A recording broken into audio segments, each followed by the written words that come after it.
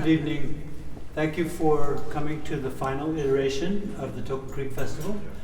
Those of you who have been here before, we're so glad you're back. If by chance you're coming to the last for the first, we're glad you're here. One of the few festivals of chamber music, I think, this year to be featuring works of both Rachmaninoff and bird whistle. Mary bird whistle.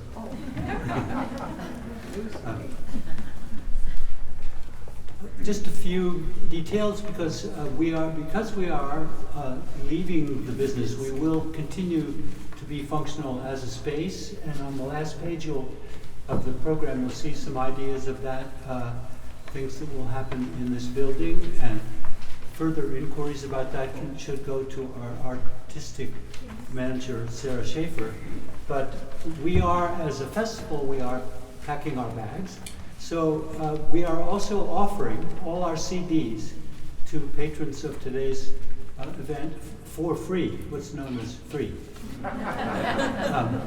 So if it's something you actually think you will play at least once when you get home, it is yours. They inhabit the back wall there, they hang from the back wall, and they also live across the street in the open door to the garage. And it's work from the festival itself and many of the artists who've been here over the last 30 or so years.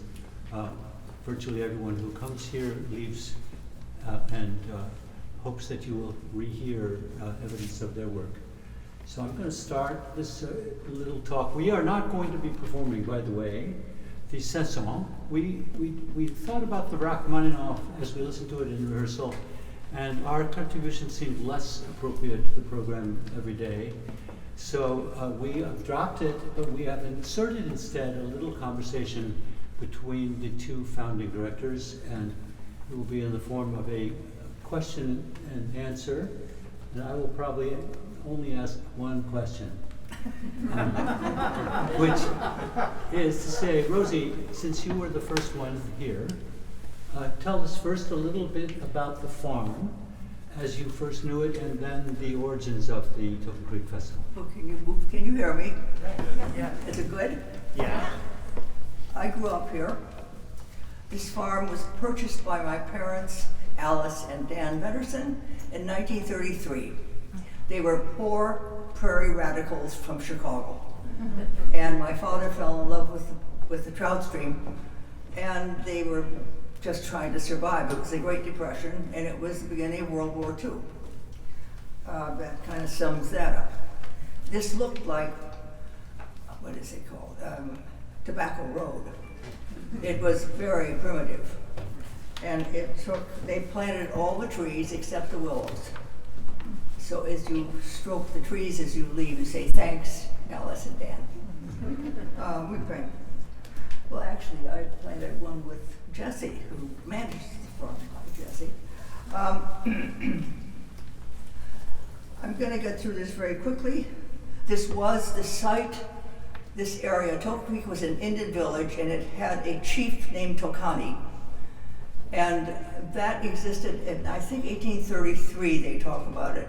And the Indians were still in this area in the early 1900s. And we are on, I am sad to say, some of the Indian mounds, this property, this barn. I think it's why we have such beautiful music to play. We converted this barn in 1967 from a barn to what we thought was a summer space. And it rained in on us, so we thought we probably had to do a little more. And it evolved to something like what you're looking at. But this is a long evolution of this building. And it evolved because we began doing concerts. And that began serious concerts, because we played a concert with friends in San Francisco called Chamber Music West. And Georgia Fleezonis, who became the concertmaster of the Minnesota Orchestra, and Mr. Michael Steinberg, who's a distinguished historian, and the four of us hatched this, going to Chez Finesse Pennies, sorry, of Alice Waters fame. It was very refreshing. The first concert was '89 in this room, and in 1989 that is, and I'm a little mixed up. There are 33 years of concerts, so if I get a little muddled, you'll forgive me, right? You're not going to tell us about all of them. What? You're not telling us about all the concerts. No. The first, this reflects my view that you cannot underestimate the intelligence of the audience. If you do, you've made a fatal mistake. So, of course, we programmed the Grosse Fuge of Beethoven and Ode to Napoleon of Schoenberg, and we lost most of the audience. There is a wonderfully lucid history from Gary Young, who's the emeritus on this board, and Linda Roberson, which I'm going to use for a little bit of talk. But when we started, the significant person has just landed herself on sit-down, Harriet. Harriet Stats, thank you. When we were going to give it up because it just seemed impossible, she would not stop. And she was determined to see this thing survive. So there was a 2-year period or a 3-year period where we didn't function. In 1984, we had our first concert, and the person playing, one of the people playing, both of the people playing on the concert are playing the Rachmaninoff. They were on that opening concert. Ya-Fei Chuang and Robert Levin, they are married. And tonight you're going to hear a wonderful performance. I don't have a whole lot more to say except that the board on this organization has been extraordinary in their contributions. I can't list them all, but they bring the production possible. And the person who really brings it's trying to walk out. Sarah Schaffer, come back. Sarah Schaffer.